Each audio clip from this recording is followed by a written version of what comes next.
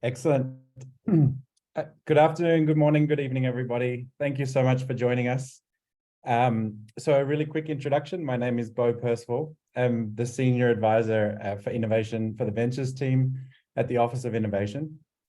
It's my absolute pleasure to welcome everybody here for our second event in the Venturing Into series, where we're exploring the technologies and applications that benefit people all over the world beyond Silicon Valley. We're here today to venture into safe solutions for AI, for health, climate, and education. So I have the pleasure and the privilege of supporting the Ventures team within UNICEF's Office of Innovation. We sit within and across the global network in UNICEF of about 190 countries to discover, co-create, and scale innovation, both frontier tech and new applications of other technologies, of existing technologies. In order to improve the lives for every child.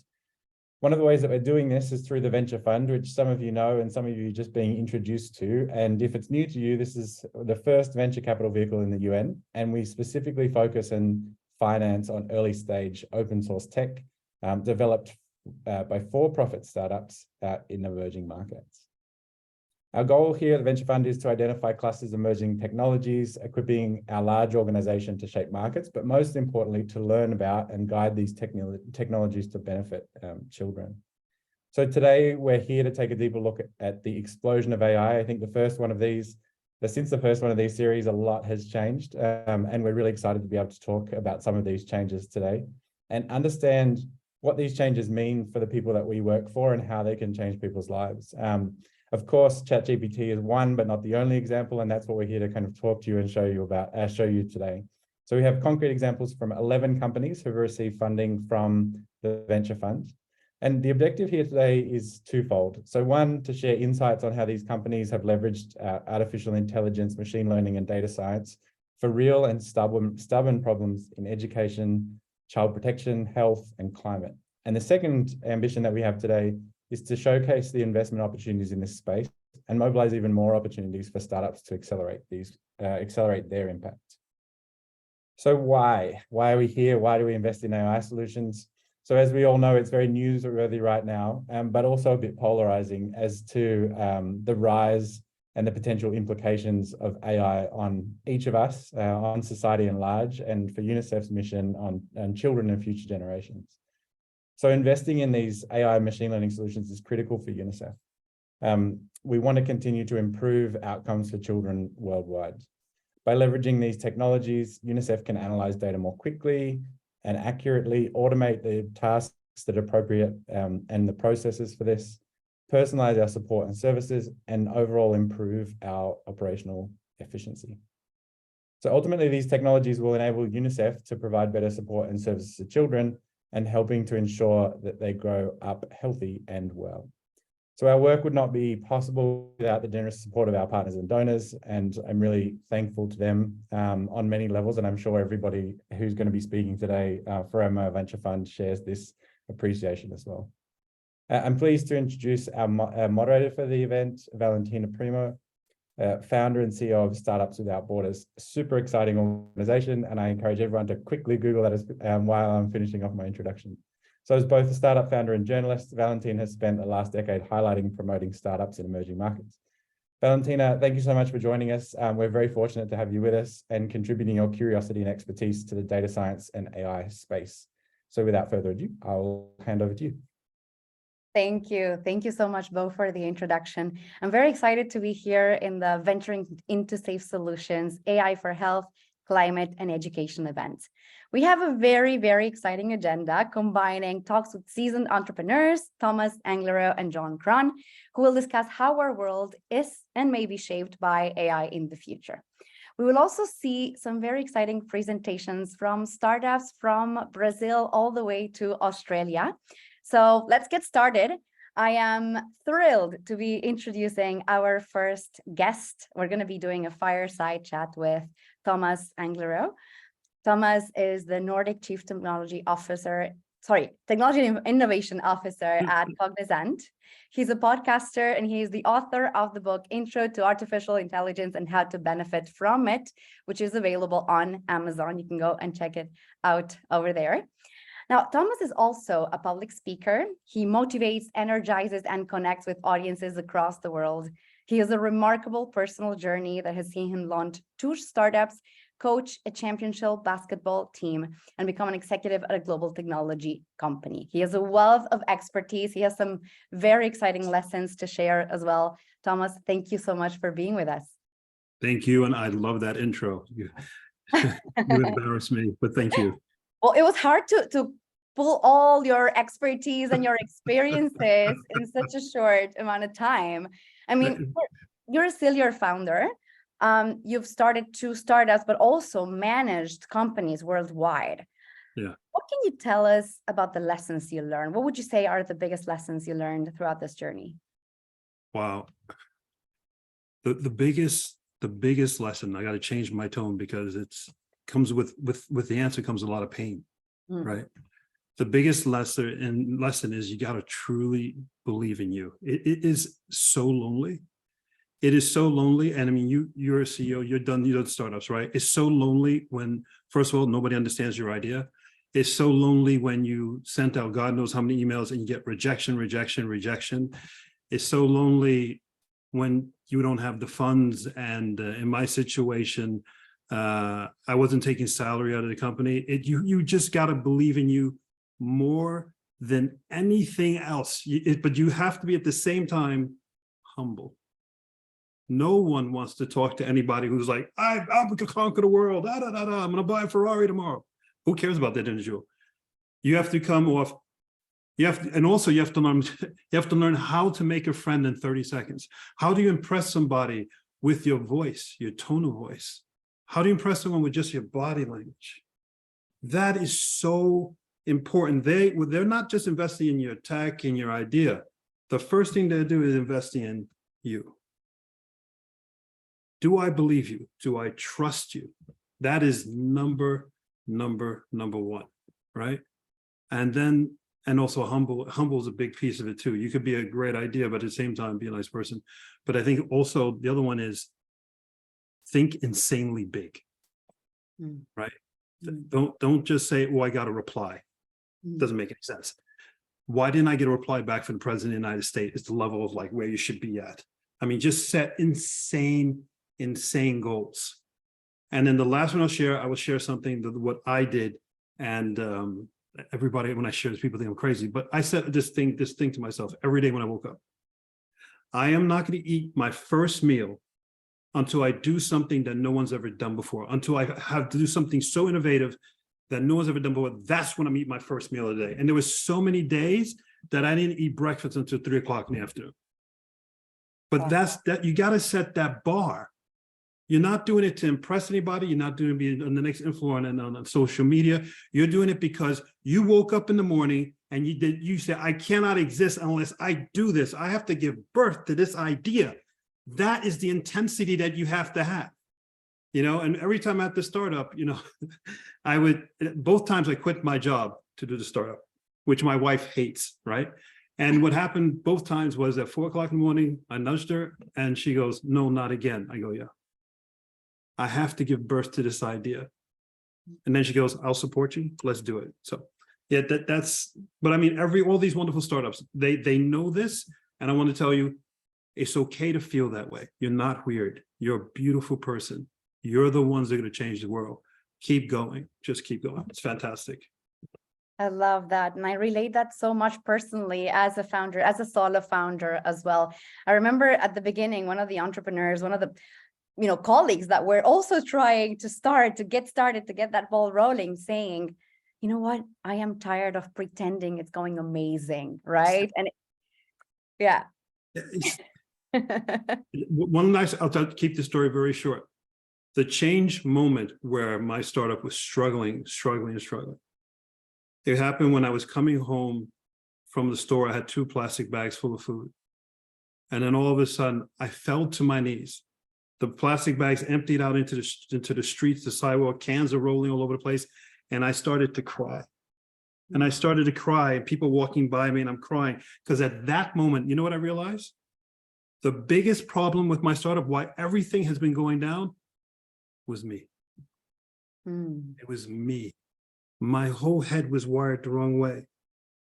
When I understood that I was a problem, that all my attitude, my perception of people, it was me.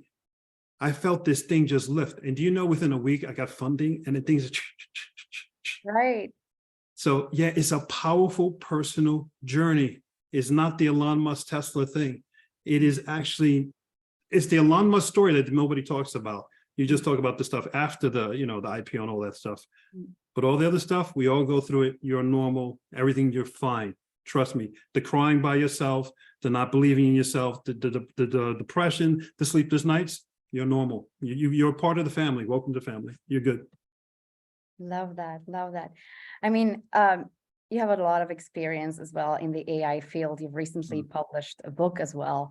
And we're seeing all this hype around it, right? We're actually today here to see so many startups that are using frontier technologies to change the world. What is your vision on AI and the hype around generative AI and ChatGPT in particular? Well, I was with IBM for 5 years, and I was the global spokesperson for AI with them. I've done hundreds of keynotes on AI, and all of a sudden here comes ChatGPT, and the whole world goes, "What is this? What happened? I've been talking about this for years." Right? So it hit me last night in the shower when I was prepping for this. I go, you know what? I got a good analogy to make people understand this. If you're old enough to remember when the internet started, that's telling my age. I apologize for all the young people who are starting up companies. You guys have no idea what I'm talking about. I'm like Father Time to you. I remember when the internet started, and the internet was around for quite a few years, but when Internet Explorer came, that's when everybody said, oh, the internet. But there was the internet before that, and actually was something called Slipknot that you had to run on a Unix machine and all that. So I mean, just going back. But so ChatGPT is the Internet Explorer moment, is when all of a sudden somebody created a browser that made the internet accessible for everybody. ChatGPT makes AI accessible for grandma and grandpa. What should I cook for dinner? I have beans and rice, or right? Yeah. So that's number one. We are at that huge moment. So ChatGPT is not hype. It's not. ChatGPT AI is done. It's here. It is implemented. It's embedded into every facet of our lives. You can never remove it. Yeah. Done. Just forget about it. This is not hype. This is not a .com. This is reality. What I'm super excited about is that the announcement from Apple with their 3D headsets, the timing of the ChatGPT excitement and virtual reality coming at the same time, this world we're going into, as I said, I'm Father Time. I actually was born when there was no internet. Everybody on this call grew up with an IP address, I always say, right? They only know internet, right? Yeah. The people on this call, there's someone who's smiling, that's cool. When you guys have kids, your kids will grow up only knowing virtual reality. The world is changing so fast, and there's no way to take it back. This is so exciting. I mean, it's insane. It's like the day when everybody found about Internet Explorer, and people go, I remember the word, everybody was pronouncing the internet. People go, internet? I was like, it's embarrassing to say the word that way today, right? Yeah. This is so huge. So this is a permanent change. The opportunities are immense.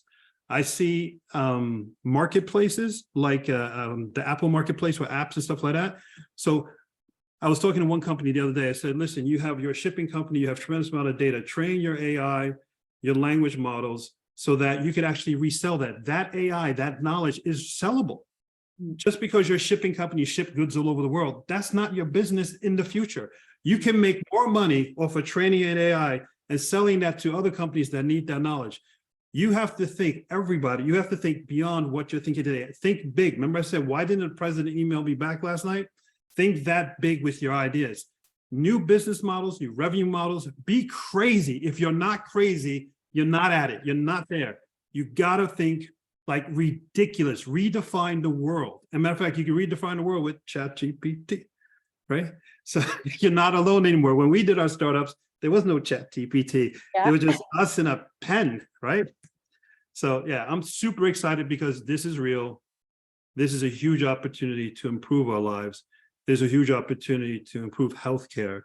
And the last thing I see, because is that mental health, people being lonely, is you can have you have an AI, an avatar or something that's going to talk to you and keep you company. That does not replace love. That does not replace a hug. Nothing replaces a hug. I don't care what you say. But you wake up at 2 o'clock in the morning. Let's go back to startups. You feel lonely. Wouldn't it be wonderful to talk to somebody? Say your mother, they're sleeping, your grandmother, you can't reach out to them. You're going to have these AIs. I know it sounds weird, but I'm telling you, a startup just took some influencer woman. They put her voice, they trained it on 20,000 hours of her voice from the internet. And then they made an avatar and they released it on the internet. She gets paid, they charge $1 per minute to talk to her virtual AI. She has 18,000 people who signed up. Yeah. It's here. Don't think it's weird. It's here. This digital society, right? We have the real society where you can pinch and touch yourself. Now we have the digital society, and we've now merged the two. And I think it's beautiful. It's strange, but it is beautiful. And think of it as a beautiful thing. How can I help my mother or my friend or this person who needs help with this? Think of it that way, and you will solve huge problems. And you will be the next president of the United States or whatever country you want to choose. This is a beautiful point. I'm so excited that, and I'm excited for them, right? They got another 40 years in them. I don't. Right. I mean, it's just like you said, right? It's another mindset, and it's on the one hand mind-blowing to hear the way new possibilities open up, and on the other hand, we have a lot of hype around the dangers, right, of AI. People claiming or fearing it would take people's jobs. So what is your vision on how it could affect society going forward? You know, I answer that question always the same way. It's when the first automobile came, when a car goes down the street and the car runs over people, it's the car's fault. It's the driver who decided to go on the sidewalk and run people over. It's a crazy example, but it's just a tool. And it's human beings that train the tool to do these things.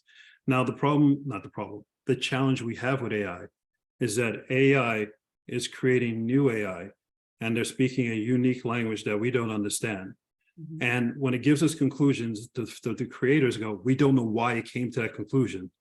So that's like a rogue child. If you have you have 5 kids, 4 of them okay, one of them is driving me out of my mind all the time. So the answer really is that we are responsible for AI, and you can't just say AI is bad. We'll train the AI, we have to be responsible for AI, and we have to have that intelligent discussion saying, I'm not just creating it to make $1 billion and because I want a new Ferrari. I'm a responsible human being, I'm accountable, and I'm going to take some steps before I do this. And there will be individuals who don't care. There are always bad people in society. So bad people will do bad things, good people will do good things, and life will continue, and good versus bad, yin versus yang, welcome to the universe. This is the way we're going to proceed. It's just in a more powerful, faster way with AI. Definitely. And it's all about the input, right, that AI receives in a way. So it starts with the human input, and then the AI creates its own input. It could create its own synthetic data. And when it looks at its own answer, it comes to its own conclusion. And if a human being doesn't interrupt it, sort of like a kid, it does something, and if the parent doesn't say that's bad, the kid will go okay, and then goes on to the next thing, and then it amplifies, right? So you used to do the same thing to AI. You've come to a conclusion. No, that's not the right conclusion. AI is a baby, right? And I always give the example of, if you have one child that you raise on candy and cake and brownies, that kid is not going to grow up to be a great kid, probably very sick. But you grow up another one on apples and carrots and all those wonderful things. What you give the AI will be the outcome of the AI. Be a responsible parent. And this is not just for developers. The AIs can develop themselves, they can write their own code. So I'm talking to everybody listening. You are the parent of the AI. It is your responsibility that your child, that AI, be it Siri or whatever, grows up to be a responsible human being. You're responsible. Don't blame it on any nerd or anything like that. Yeah, I love that. And I think that's such a powerful metaphor, right? The kid that needs to be educated. Well, Thomas, thank you so much for your insights, for your motivation. I honestly leave this conversation very inspired. Yeah. Yes. And I think all of our startups will as well. So you've given them a lot of strength just ahead of their pitch. Thank you so much once again. Thank you. And to all of you, believe in yourself. Believe. You're not alone. Believe. We believe in you. Good luck. Thank you. Thank you. Thank you. Have a lovely day. You too. It's time now, everyone, to transition into our startup pitches. So we have startups coming from 11 different countries that are working on building solutions for education, for health, climate, and child online safety. Over the last year, the startups have received an investment of up to $100,000 to build, test, and validate their open source solution. And I have to say, it's a very impressive cohort. 60% of the startups have female founders or co-founders. The companies combined currently are serving 40.5 million beneficiaries, and the UNICEF specific projects are reaching nearly 200,000 beneficiaries. The work of the startups have enabled 2 million youth to additional skills to support social, emotional, mental well-being. 184,000 haven't had enhanced access to educational tools, and over 6,000 have had improved access to healthcare. These companies have raised over $6.2 million in follow-on funding, and the cohort combined underwent over 362 hours of strategic and technical mentorship. One of the companies is a certified digital public good, while many startups are in the process of being considered. Let's hear about the progress from the startups themselves, because now it is time for pitching. We're going to hear first from the first 6 startups, which are showing solutions that are focused on enhancing safety for children online and those looking to strengthen access to tools for education. Now, without further ado, let's welcome the first startup to stage. I'm going to call on this virtual stage Kavi, co-founder and CEO of Tilli, a startup based in Sri Lanka. Are you ready? Yes, I hope everybody can see my screen. Hi, everyone. I'm Kavi, and I'm thrilled to share with you Tilli. Before I begin, I want to set the stage of the world we're building Tilli for. We're in the middle of what experts have called a global mental health crisis. It's impacting 1 in every 7 young people, and let that just sink in. Our kids are not doing okay. Responses like therapy, while are essential to all of us, is reactive and expensive to the larger population. When we take parents, us as parents don't have the skills or the insights to proactively intervene in our child's mental health and well-being. On the other hand, classrooms post-COVID are already ill-equipped and our teachers are burnt out, and truly it's not their responsibility. And that's where Tilli comes into the picture. We are a group of seasoned researchers, game designers, and teachers combining playful learning, behavioral sciences, and data to drive lifelong behavioral changes in kids and their caregivers by building 8 essential social emotional learning skills as early as the age of 5. And our research started off at Stanford, testing this out with almost 200 learners. So how do we do this? Tilli comes in the form of a beautifully designed physical learning kit that encourages tangible play and learning, both in the classroom and at home. The experience is supplemented by a learning and parenting tool that not only helps us build these 8 skills, but more importantly, measure them. So through the support of UNICEF, we built the 3 foundational modules that creates Tilli. The first that builds the skills of self-awareness and regulation, the foundations to better mental health and safety. The second being on trust and boundaries, which is the foundation of helping a child build a sense of safety and consent. Finally, our module that we recently shipped was on digital safety and privacy, helping children build the 2 skills of critical thinking and metacognition to help them build lifelong skills to stay safe online. So how does this all work together? Tilli basically gives kids 45 minutes of weekly play. Then they go into our digital learning tool to reinforce what they had just learned, to practice certain behaviors, but to more importantly, build lifelong habits around their social and emotional well-being. Finally, our parenting tool gives caregivers access to actionable, easy-to-read data and parenting strategies. Over the past year, with the support of UNICEF, we've been able to get validation from some of the big giants in our field like IDEO, Sesame Street, United Nations, and more recently, South by Southwest. We were able to complete a development partnership with Save the Children and 2 government institutions in Sri Lanka that has helped us reach almost 5,000 early learners. But what excites us the most is our learning metrics. 95% of learners who engage with Tilli report full completion and engagement. We're chasing a $2 billion market opportunity in our target market area of Southeast Asia. And you can help us reach this in 2 main ways. We're currently in the process of raising a pre-seed round. If you know any pre-seed edtech VCs, you know who to reach out to. And we're also chasing an ambitious dream of reaching 100 schools by the end of this year. So if you know elementary schools, INGOs, or Ministry of Education interested in social emotional learning, you have our email, you know how to reach us. Thank you so much, everyone, for joining. And that's Tilli for you. Thank you, Kavi. Thank you so much for that pitch. Very good timekeeping as well. We're going to call now on the virtual stage, Lucila, co-founder and Chief Impact and Operator Officer at Talk to You, a startup based in Brazil. Hi, Lucila. Hi, how are you? Good, how are you? I'm good. Ready to start? Yeah, 1 sec. Okay, in a few moments, you might notice that I suffer from social anxiety. My voice might get shaky, I might stutter, or breathing might become heavy. I will rush through this whole presentation probably. Some people say that they don't see it, but trust me, I have all the symptoms. And in the past, this fear of exposure has limited my path of growing a successful business.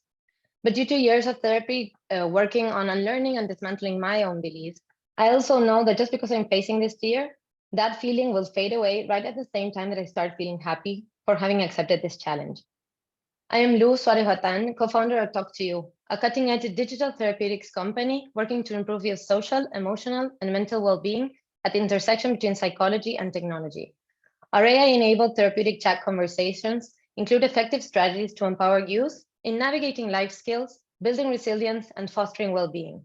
And we believe in the power of conversation to change the world, especially our own.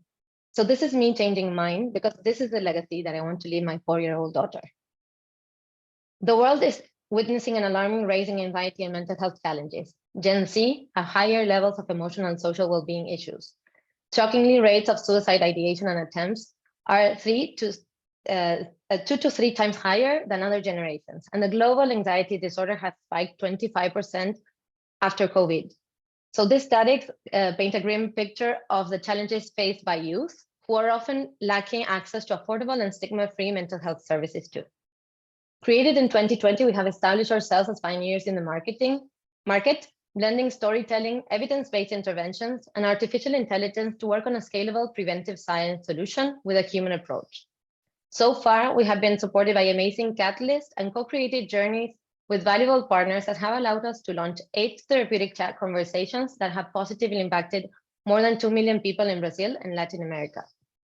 As our theory of change shows, we work through our mental health and topic literacy to make youth become aware and gain knowledge to trigger their desire to change. Then we dive deep into psychological strategies that help them develop and practice the skills needed to take action and feel more satisfied with their lives. In the past 12 months, with the support of the Venture Fund and in partnership with experts and youth, we have co-created a journey to challenge online hate and reduce its expansion in Brazil. In Como Se Fosse, young people interact with a AI character via WhatsApp and go through a personalized journey of up to 7 digital interventions to cope with and mitigate the impacts of online hate.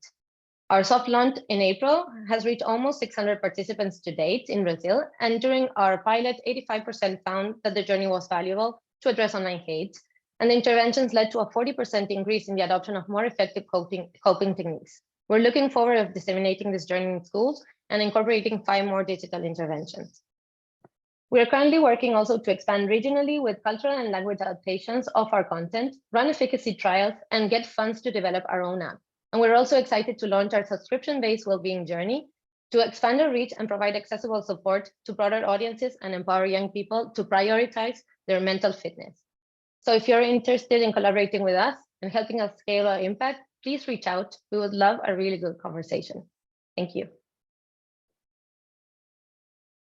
Thank you. Thank you, Lucila. Thank you so much for that wonderful pitch. Now we're going to welcome the third startup today. We have Adrian, CEO and founder of Bookbot, connecting from Indonesia. Hi, Adrian. Hello. Hi, everybody. Oh, are you ready to pitch? I think I am. Awesome. Yeah. So hi, everybody. I'm Adrian. I'm the founder of Bookbot. And, you know, Bookbot was created because my son was actually falling behind in elementary school. And I didn't understand why he struggles so much with reading. And later we found out he was dyslexic. So I created Bookbot to assist him when he read aloud, you know, offering him feedback and guidance. And it's like as if a reading tutor sat beside him, helping him read. And I'll talk more about that later. Anyway, it worked, and he actually received a reading award at his graduation. And that was the inspiration behind Bookbot. And so this story isn't unique. In 2021, we started our work in Indonesia with the Ministry of Education, and we interviewed to understand the literacy problem. Milla, who was 7 years old, came with her mum, who lives in Kalawang, East Java, and like many children in rural Indonesia, Milla doesn't have access to a library and is limited to a few school textbooks. This is common, and zooming out reveals the magnitude of Indonesia's and other developing countries' reading problems. So how do we change that? I'm going to talk about 3 steps to creating a nation of readers.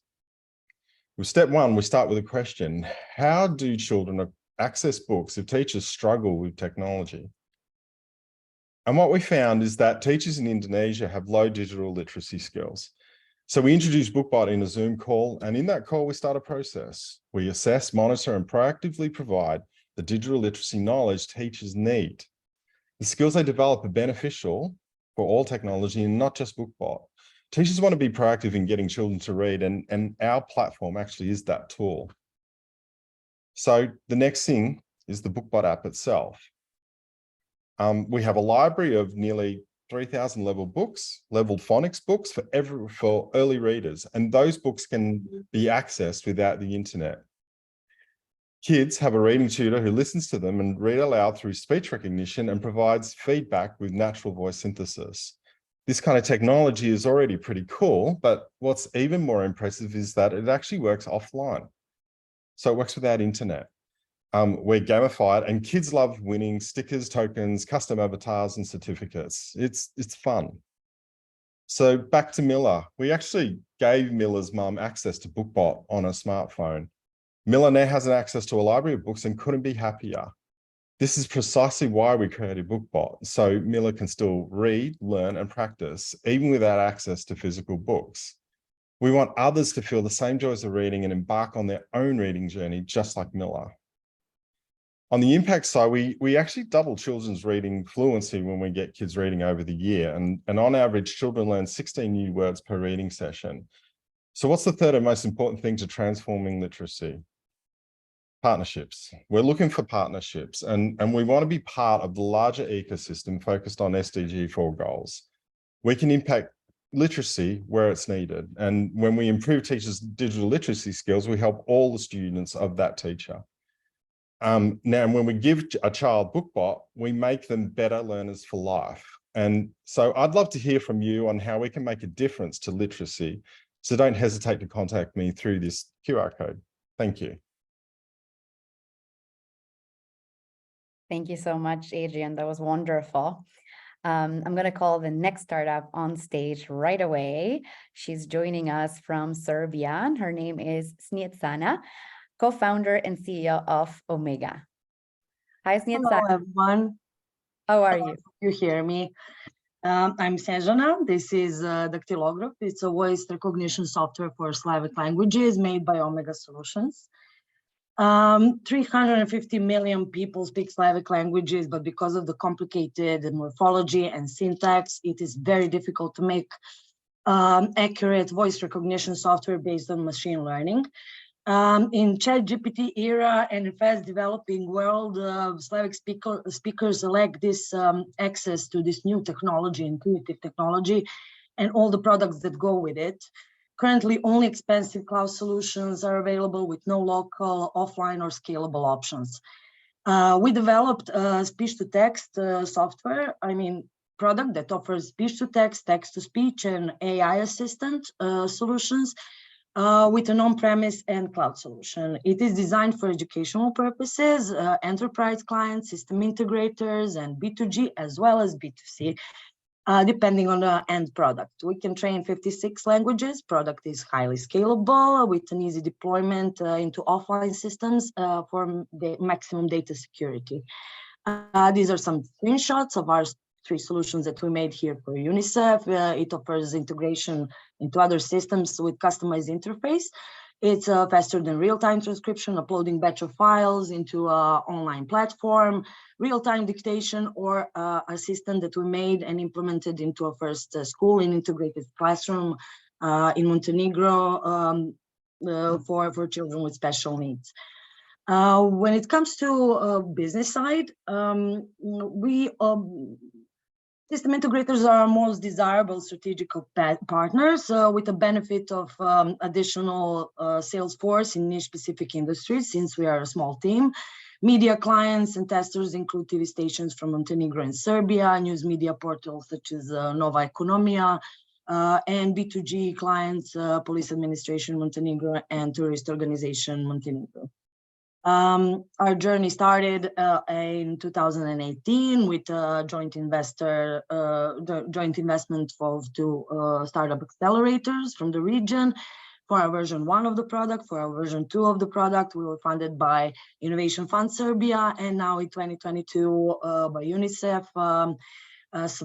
We received the support for developing 2 products for schools, Subtitler and AI Assistant for these integrated classrooms. This is our team. We are a team that has been working for years on the development of this neural network, actually, and gathering data sets together.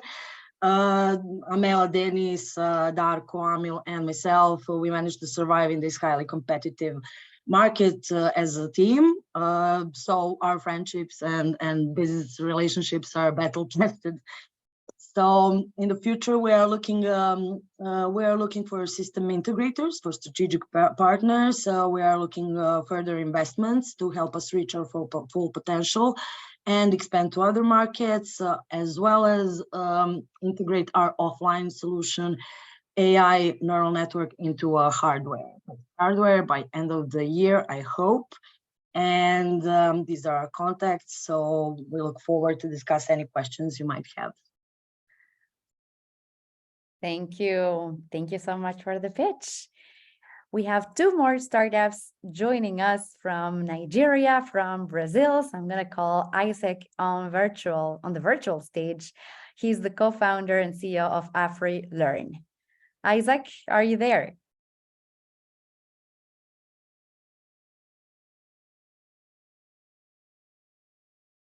Looks like Isaac is connecting.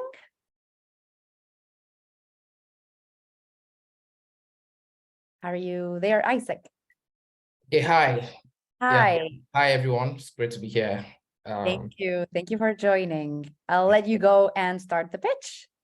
All right. Thank you very much. Great to be here again. Well, I was raised in rural Lagos, Nigeria, where I saw childhood friends forced into hawking while my parents sacrificed their best to send me to school. My love for books transformed my life, but sadly, after decades, my friends remain stuck in the same situation, majorly due to lack of access to education. Today, this is the unfortunate reality for many young Africans across the continent. That's why I co-founded AfriLearn in May 2019, leaving a great job behind. As I speak, over 263 million young Africans are out of school. In Nigeria, 83% of candidates that sit for the national WAEC exam actually failed the examination. Education systems across Africa are in crisis. It's an emergency.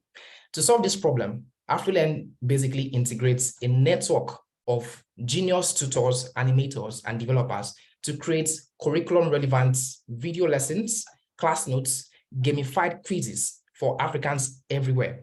Every day, the AfriLearn Studio hosts genius tutors who teach and simplify difficult topics, into storytelling and animation on our cameras. Now, this curriculum relevant content are then developed into engaging animation and deployed for users' consumption through our mobile and web apps for secondary school students across West Africa, a market of effectively over 300 million people. Now, at AfriLearn, we have also happen to use curriculum-based content that are developed in a way that makes learning fun, and this is actually made available for free for Africans forever. At AfriLearn, we're also blessed with an amazing team. AfriLearn comprises of world-class experts, in different fields who have basically built different companies that have scaled into different countries across the world. Aside from that, these guys bring their global experience and skills to build the next generation EdTech champion in Africa. With the UNICEF support, we have further developed our solution leveraging artificial intelligence. We've developed an AI-powered recommender system. If you know Netflix very well, the same way Netflix recommends content, personalization, that's now possible on the AfriLearn platform with UNICEF support. In addition to that, we've also got gamified learning. All of these actually help our users to turn learning into a joyful journey, helping them to learn in their own unique way, in their own unique pace, because children learn differently.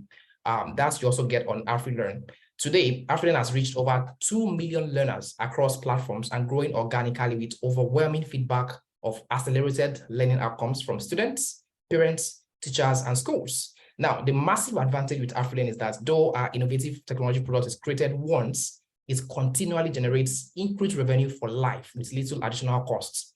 Today, we're seeking a $500,000 to scale our reach. We're also looking for partners to pilot AfriLearn across West African countries. With the global EdTech market projected to reach $341 billion by 2025, AfriLearn is positioned to fuel this growth across Africa. Therefore, an investment in AfriLearn is an investment in Africa's future. We are already on the path to success, and with your support, we can swiftly disrupt and transform Africa's education sector forever. Thank you very much. Thank you. Thank you, Isaac. And we have the last startup pitching in this first batch. She's joining from Brazil. Paula, welcome on the virtual stage. She's the co-founder and CEO of Jobzi. Hello. Hello. Are you ready? Can you see my screen? We can, yes. Great. Go ahead. I am Paula Guedes. I'm the founder and CEO of Jobzi. We power and enable precision education. So our main goal is to bring together the educational market closer to the labor market. And that mission comes from my background in finance, where I believe that the human capital market should be as equivalently as efficient as the financial markets.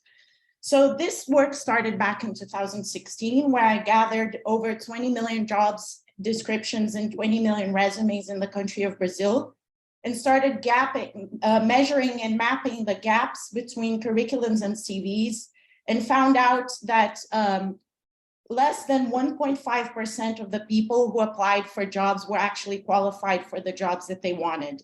And with this, we understood that there was an opportunity for precision education in the market.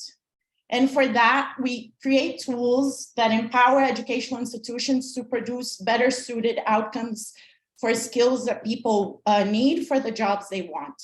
And we have three main products that we work with that we've developed. One is data and insights, the other one is APIs, and the other one is SaaS platforms. Our data insights, we gather on a daily basis around 1 million job postings and extract using natural language processing all the data that's relevant on skill gaps and give those to educational institutions that are better seeking to improve their academic curriculum for the job postings that are most demanded in the market. Through our APIs, we match on an individual basis what the skill gaps are between the jobs that people want and the skills that they have and they need. And we deliver that so that they can make better educational decisions. And on the SaaS platform, we have a career center where we empower people to make a better onboarding process into the labor markets as they're coming out of the educational institutions and going into their first career move. So our team is comprised of 8 people, mostly are data scientists, as we deal with a lot of natural language processing. A couple of them are very well-renowned data scientists in the country of Brazil at that. And over the course of the last 12 months, we've worked with UNICEF on building a project that used all this data that we had in terms of employability to understand the relationship between connectivity and employability to make better connectivity decisions on deployment in the country. In terms of our traction, we've empowered over 5.9 million people in their decision-making for their careers. We've reached over 400,000 people in the B2C, in the B2B, and we've raised 660,000 US dollars over the course of the last few years. And we're planning to raise $1 million over the course of the next few months. And we count on you to help us do that. So if you believe in empowering precision education, please reach out to us over the course of the next few days, and we'll be happy to answer any questions. Thank you very much for your time. Thank you so much. Thank you for that pitch, Paula. And that was the last one of the startups pitching in this first batch. It is incredible to see the promising results that they generated in only a 12-month period. But next on the agenda, we have a super exciting keynote speech. I am thrilled to introduce Jon Krohn, who is co-founder and chief data scientist at the machine learning company Nebula. He authored the book Deep Learning Illustrated, which was an instant #1 bestseller that was translated into 7 languages, and is also the host of Super Data Science, the most listened to data science podcast in the world. He is renowned for his compelling lectures, which he offers at leading universities and conferences, and his award-winning YouTube channel. He has a PhD from Oxford University and has been publishing on machine learning in prominent academic journals since 2010. With his experience, his thoughts on how AI can universally improve society and where startups can marry innovation with impact, his thoughts are priceless. Jon, thank you so much for being with us. Yeah, my great pleasure, Valentina. Thank you for having me on. All right, let's dive right into my talk. Bring up the slides here. So this is Jean Calment. She was born in France in 1875. When she was 1 year old, the telephone was patented. When she was 4, the light bulb was patented. When she was 9, the steam turbine was invented, and wireless communication with radio waves was invented when she was 20. The Zeppelin, as well as fixed-wing flight, were both developed in Jean's 20s. And except for general anesthesia, essentially all modern medicine was developed after Jean's birth. So X-rays were invented in her 20s. The term gene was coined in her 30s. Penicillin's antibiotic properties weren't discovered until Jean was in her 50s. In terms of information technology, more relevant to today's session, the first programmable computer was devised in Jean's 60s. The transistor that has allowed computers to shrink exponentially since was devised when she was in her 70s. Email was invented when she was in her 90s, and DARPA invented the basis of the modern internet around the time of Jean's 100th birthday in 1975. So Jean passed away in 1997, 122 years young, making her the oldest person whose age has been verified by official documents. The change that Jean witnessed is incredible. As you can see here, I could go over it all again, but this dramatic technological progress corresponds with dramatic, quantifiable improvements to the quality of human life on Earth. For example, 2 centuries ago, the vast majority of people on Earth were regularly hungry. Today, fewer than 1 in 10 live in extreme poverty. 2 centuries ago, when Jean was born, only a small portion of adults could read. Today, the vast majority of adults can. And 2 centuries ago, nearly half of all children died before reaching the age of 5. Half of all children died before reaching the age of 5, when at the time that Jean was born, and today only a few percent globally do. I couldn't find data stretching back to France, but in neighboring Germany, when Jean was born, the average life expectancy was 38. By the time of her death, expected lifespan had more than doubled to 77. Given this lifespan progress and how it has continued to extend in recent decades, it feels safe to assume that of the more than 100 million babies that will be born this year, a few of them, maybe many of them, will live as long as Jean Calment did. That means that that child will live into the 2140s. What changes will this child bear witness to? Can we even imagine? Just as a young Jean Calment surely could not have fathomed mobile phones, nuclear energy, laptop computers, so too are we probably incapable of predicting the technologies that will be dominant a century from now and what they could mean for the quality of life on Earth. And due to a confluence of factors, such as having more human brains on the planet than ever before, having a higher proportion of those human brains than ever before, having the luxury of spending time solving cognitive problems instead of, say, tilling the fields, and those human brains being connected in real time such that a new discovery, a new academic journal article, or a piece of open source software can be made instantly available to those billions of other brains. Because of these factors, the rate of technological progress today is vastly more rapid than it was over Jean Calment's lifetime. And beyond human intelligence, there is one particular innovation, artificial intelligence, that is especially poised to dramatically accelerate technological progress. So effective AI models are typically fueled by data, and the number of data collecting sensors on the planet via mobile phones, self-driving cars, digital assistants, industrial sensors, and so on are ever more ubiquitous. So lots of data, check. That means we have exponentially more data every few years. So you take the data that we have today, in about 18 months, that amount of data on the planet will have doubled. And so this fuels AI models. Conveniently, storing all of these data continuously becomes exponentially cheaper, as does the cost of the computing to crunch all of those stored data and train AI systems. So a particular subfield of AI research is called deep learning, and this is my specialty. I don't have time to go into the details too much, but the idea is that with deep learning neural networks, we allow systems to learn patterns by having layers of these artificial brain cells that are able to detect patterns automatically. And the more layers that these deep neural networks have, the more complex the representations that these deep learning systems can have. So it's because of the factors like having more data, being able to store those data cheaply, and being able to compute those data more cheaply, that there's been this explosion in AI capabilities in the last decade.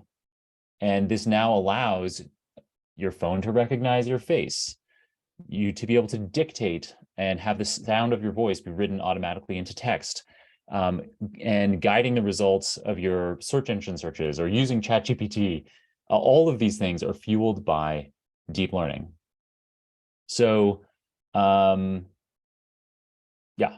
while most AI approaches are data hungry, deep learning approaches are even more so.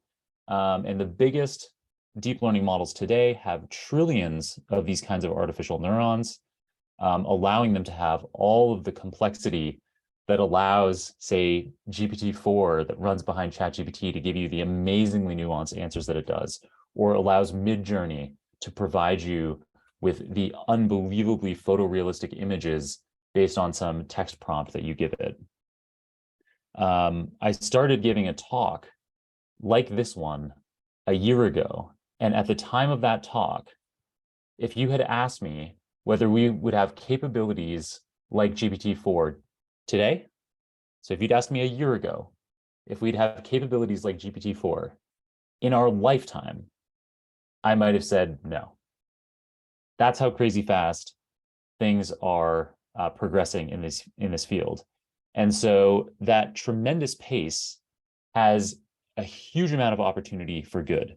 So AI could play a critical role in tackling climate change through, say, the automated, more efficient allocation of energy, or through assisting the design of energy technologies like solar panels, and particularly nuclear fusion reactors. So being able to keep the plasma contained in a nuclear fusion reactor, real-time AI systems are making breakthroughs in our ability to contain that plasma field. And so this is tremendously exciting. We could have abundant energy in the coming decades, abundant clean energy.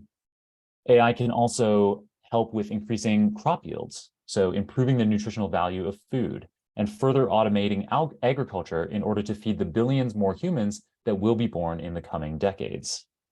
In healthcare, AI has recently proved to be a game changer in predicting the structure of biological compounds and identifying tumors automatically. It can play a leading role in the coming decades in identifying new treatment options, new pharmaceuticals, predicting epidemics, caring for those in need with literally humanoid robots, and personalizing medicine to each individual on the planet.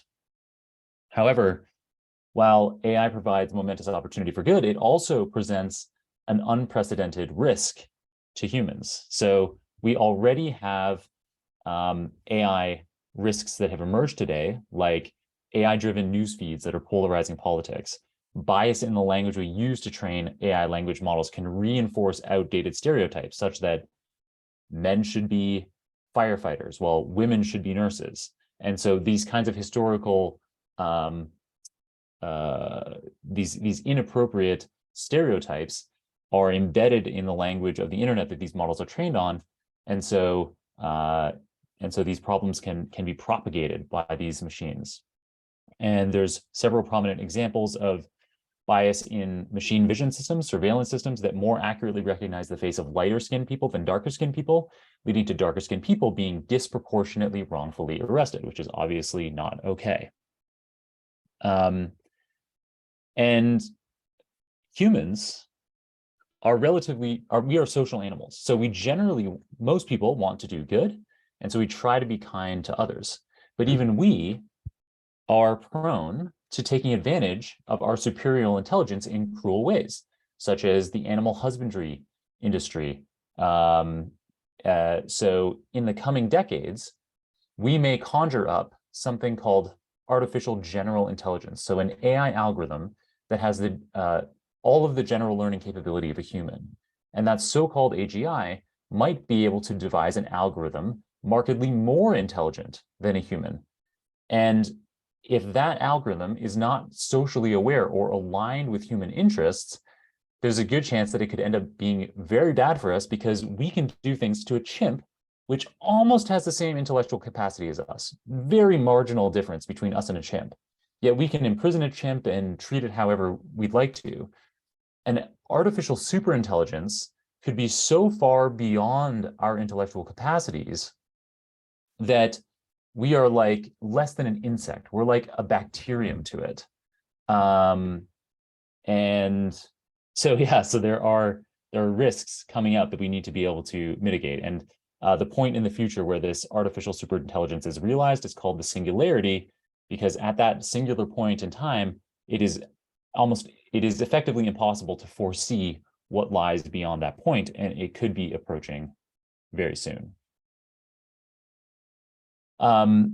Despite these risks, my takeaway message is one of AI optimism, because these risks can be mitigated. So for example, if you're mindful that when you use an algorithm, it is not objective, but it is trained on historical data that may contain harmful stereotypes, and so you should be wary of the results. You should also be pushing vendors that you use for your AI solutions to be making sure that they have guardrails on their models so that they are more likely to be outputting results that are aligned with the best of human interests.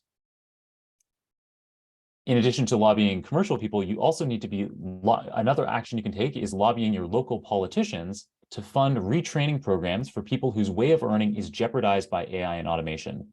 So while AI and automation has throughout all of human history created more jobs than it destroys, that trend is likely to continue, but certain people in certain industries will have their way of life wiped out. And so we need funding for retraining programs so that these people don't feel left out by the enormous change and opportunity that AI presents. Finally, consider getting involved yourself in AI safety research or funding it. A lot of research today suggests that if you want to have the most impactful career today, that is in AI safety. So that's something for folks, all the smart folks here and entrepreneurs here on this call to consider. So by mitigating those risks, a today unfathomable level of prosperity and well-being may be attainable within the coming decades, within our lifetimes, a monumental shift far beyond even the extraordinary change that Jean Calment witnessed in her lifetime. So that means that we could be seeing, thanks to the confluence of human and artificial intelligence, a way of life that is exceptionally abundant and positive. So yeah, within our lifetime, across security, nutrition, extended lifespans, having a sense of community and prosperity, there is unlimited possibility. And it's folks like you that are here trying to make a big impact with technology that impacts the world and impacts even the most underprivileged groups and regions today. You personally have the capacity to make this enormous impact. So like our keynote speaker that kicked off today said, dream very, very big, because what you're capable of is extraordinary. Thank you. Thank you, Jon. You left us really inspired. Thank you so much for your insights. Thank you so much for that motivation for these startups. Speaking of which, it's time to go check out the next startup pitches who are joining from different countries around the world. I'd love to welcome our first pitch in the second group. She is joining from the United Arab Emirates. She is Amy, and she is the co-founder and CEO of Eyebou. Hi, Amy. Are you there? Hi. Yes, I'm here. Thank you so much for joining. Are you ready to pitch? Yeah, absolutely. You can go ahead whenever you're ready. Can you see my screen okay? Yes. Super. Okay, so my name is Amy, and I'm joining from Eyebou. We provide vision screening through remote technology.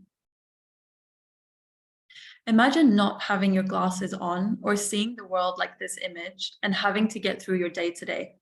This happens to 30% of all children. For millions of them, it can't be fixed because they don't have access to eye care, which then goes on to represent 1 in 5 children who fail in school. All in all, this costs the economy $272 billion a year. It's such a huge problem with such a simple fix. Our solution is simple and effective. We have a smartphone app that screens and diagnoses issues with vision amongst other anterior eye issues. The test takes 2 minutes per child and is optimized for areas of low connectivity. It's easy to use and doesn't require a trained medical professional. Data is parsed by our AI and reviewed by an optometrist. This is an example of how we collect the eye data on the left screen and the vision data on the right screen. We have adapted this app for UNICEF, and via a partnership with SOS Children's Villages in Colombia, we've seen that 56% of the children had never seen an optometrist before, and 47% of the children had issues that we detected and referred to optometrists locally to be fitted with glasses. We also found there was gender inequality. Fewer girls had had previous access to eye care than boys. We have a small but effective team. Each person has been selected because their skills and expertise in this space. Faris is our brilliant tech lead, and Marta is an engineer with world-class experience.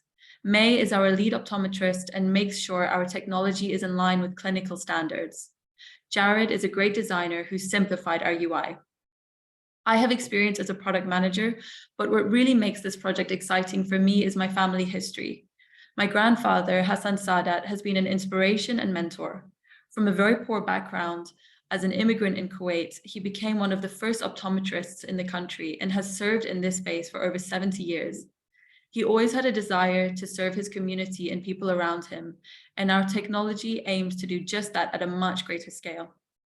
To date, we've diagnosed over 4,000 children and have partnerships with SOS Children's Villages and EssilorLuxottica, who are one of the biggest eyewear and lens providers in the world. We're looking to expand this partnership to new locations. Our ask. In our next phase, we want to reach screening 20,000 children, and after that, we want to scale by 10x. To do that, we want to be connected with hospitals, clinics, and other organizations to license our technology to reach greater numbers of children and give them the vision they need. Thank you, and my email is here if anyone would like to reach out to us. Thank you. Thank you so much, Amy. Time to move on to the next speech or pitch. I'm going to call on stage Nicholas. He is the head of AI at Portal Telemedicina, a startup based in Brazil. Nicholas, are you ready? Hi, thank you, Valentina. Hi, how are you? Well, very good.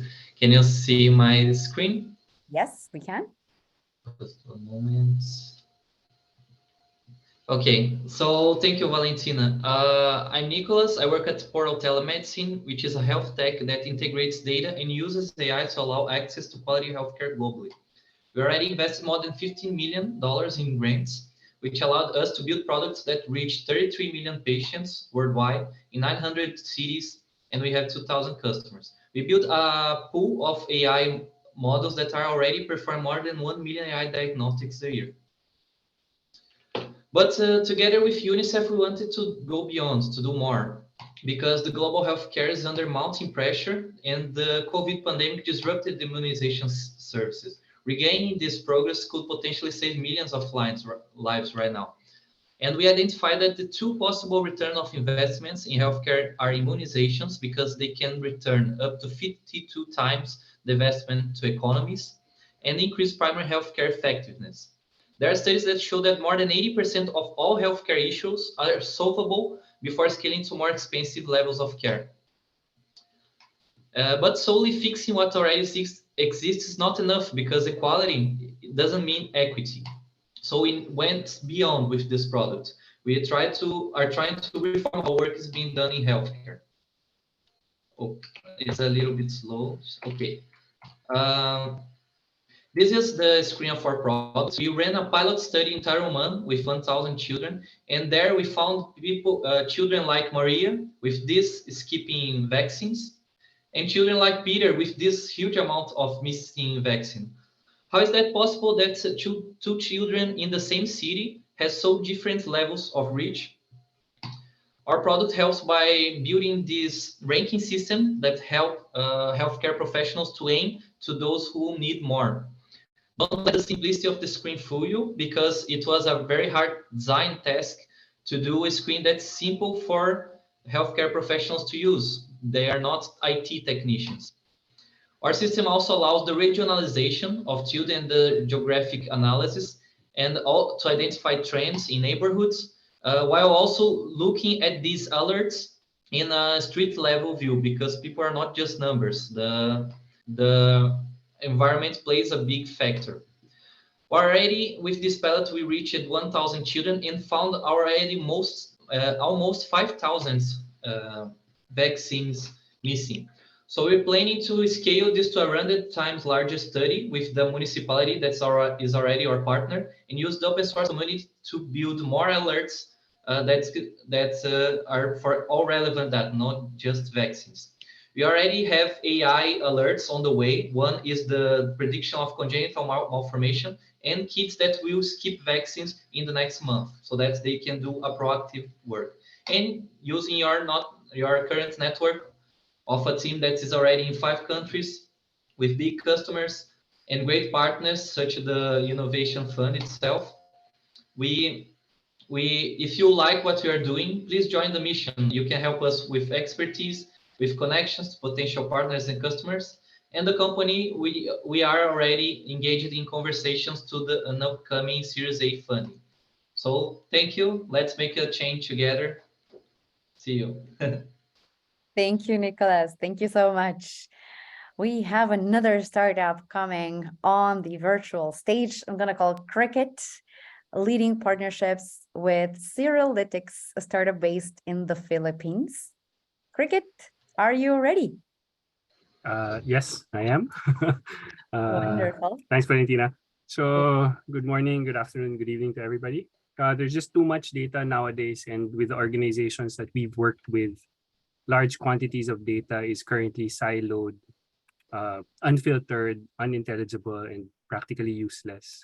So AD's AI was conceptualized for health surveillance that models not just on traditional data, but incorporates novel data solutions for risk reporting. Today, I'd like to share our journey and our North Star as we continue to move forward from the UNICEF Innovation Fund. In 2019, NASA posed a challenge to use their satellite data to address SDGs.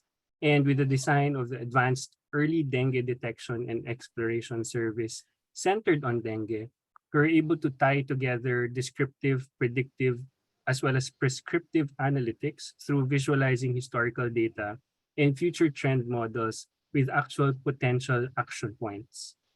What this allowed us to do, and through this innovation fund has allowed us to do, is to reach out and partner with the Philippine Pediatric Society in applying and modifying our AD's protocol. We are currently with properly timed intervention strategies on the ground here in the Philippines. What ADs has grown to be is a multimodal application that has these use cases coupled with AI algorithms that provide alternative models as well as analysis, supported by an ever-growing number of data sources from social listening, satellite imagery, and hyperlocal reporting. We are happy to report that our revenue has gradually grown, allowing us to apply individual solutions to the Philippine market with a mix of about 10% private companies as well, and 90% through local and international aid grants. These partnerships were focused on specific aspects of our solution in data management, health surveillance, food security, and even political risk. And the UNICEF Innovation Fund has enabled us to apply the full end-to-end AD solution with our partners in Zamboanga. As we look to the next chapter of AD's AI, the team is entertaining multiple invitations to apply ADs, and we feel bullish about expanding our coverage to include climate, human rights, and politics while continuing our support for public health. Our core offering and expertise, which has been proven through multiple competitions and most recently with high commendations from the GeoVation Awards, as a digital public good, AD's AI allows us to co-create solutions with partners to make sense of their data, support it with novel data, as well as derive analysis from it to improve outcomes. Our ask, we'd like to complete this cohort by offering our talents to the members of this audience, partners of UNICEF, and those who have ideas. We'd like to help, and we always want to think that we could help. We'd like to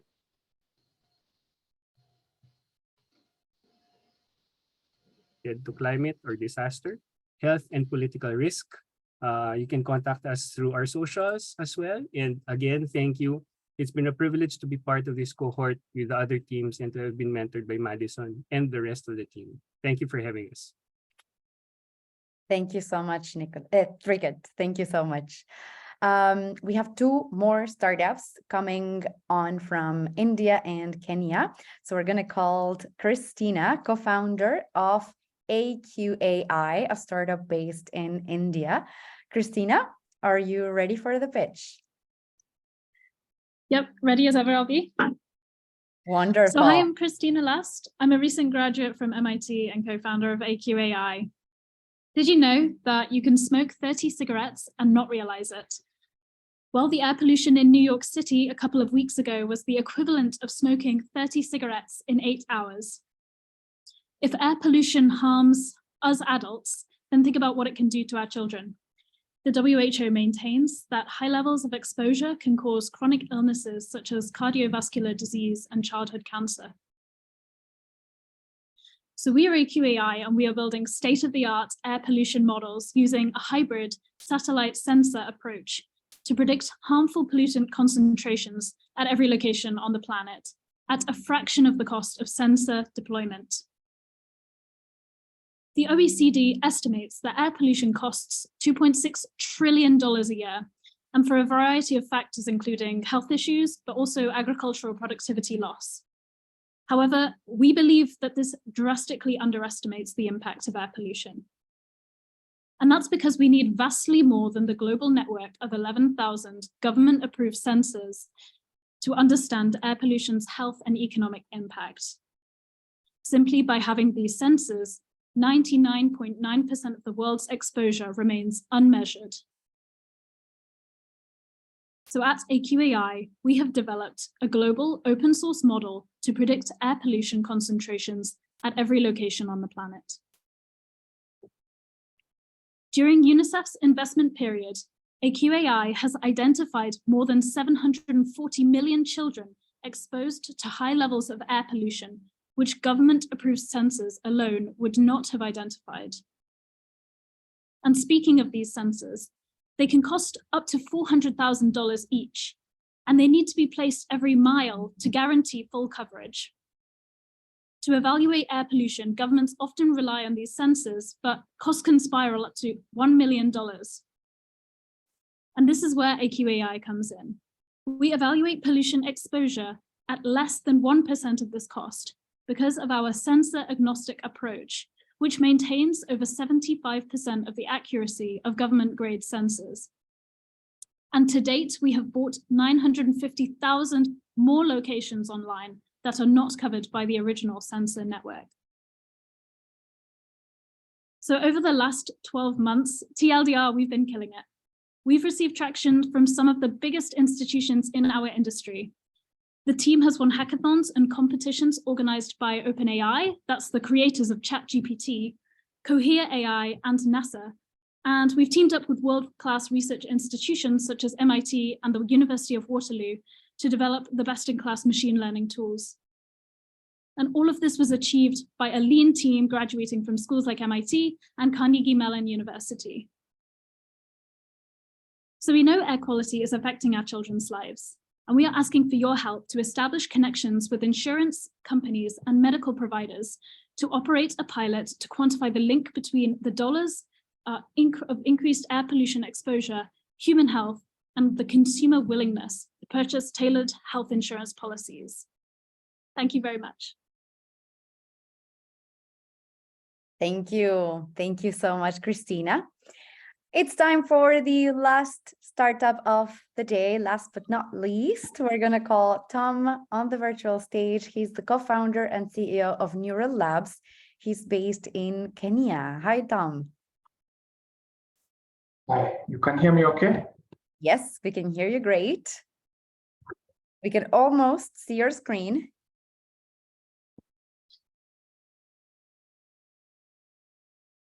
There we go. There you go. Whenever you're ready, you can go. Losing my friend almost half a decade ago was extremely tragic. But even more tragic was the fact that this was entirely preventable with timely diagnosis. If she had been diagnosed earlier, she would still be here with us today. But my friend isn't the only one. Every year, hundreds of thousands of Africans lose loved ones due to entirely preventable diseases. In fact, it is estimated that a staggering 15% of all deaths in Africa would be avoidable with timely diagnosis.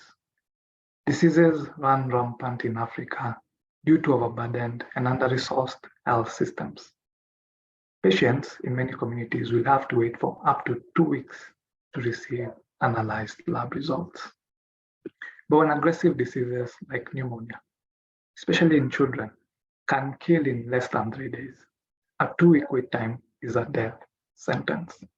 Unfortunately, radiologists and hospitals have no way to filter and prioritize medical images so that they can focus on the most urgent cases first.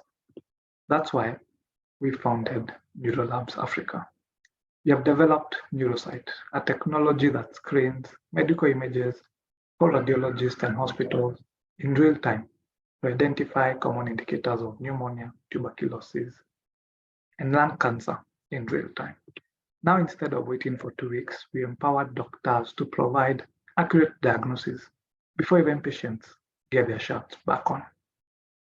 Users of our services are radiologists, hospitals, and diagnostic labs who would pay both on a transactional and subscriptional basis.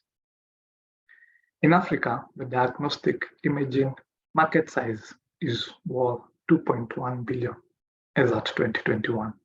We are targeting 3% in the next 3 years. How do we reach these numbers?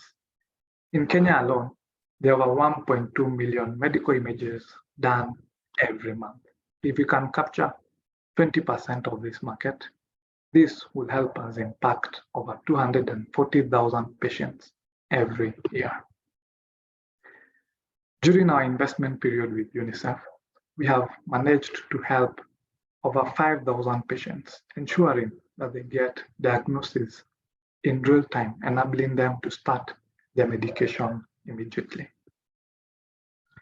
These are the champions of our technology, which include one of the biggest pathology networks in Kenya, as well as the biggest teaching and referral hospital. Our team is combined, or have a combined experience of 70 years in healthcare, business management, and business development. Our founders have experience working with big data on platforms such as Zindi and Omdena. As a team, our mission is to democratize access to diagnostic healthcare. We welcome you to be part of this journey by ensuring that you could help us get access to more data to upscale our infrastructure and R&D. Thank you. Thank you so much, Tom. Thank you. That was a wonderful and very moving pitch. What a day, what a day. We have taken a tour around the world through the eyes of change makers that are creating true solutions for fundamental issues. Issues such as air pollution, such as dengue, child education, by utilizing frontier technologies. Thank you everyone for joining us. Thank you, a very, very special thanks to our speakers for sharing your insights on AI and all its world of possibilities, all its worlds, this window into the future, as I would say. And congratulations to all the startups for their magnificent success. We will be sending additional resources on the companies that presented today, along with their contact information, and we welcome you to reach out to them directly if you're interested in learning more about their solutions.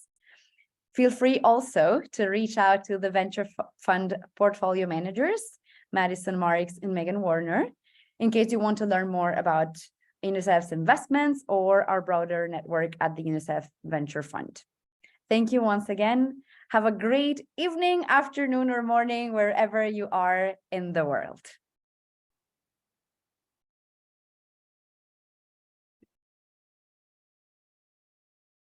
Thank you. Bye-bye.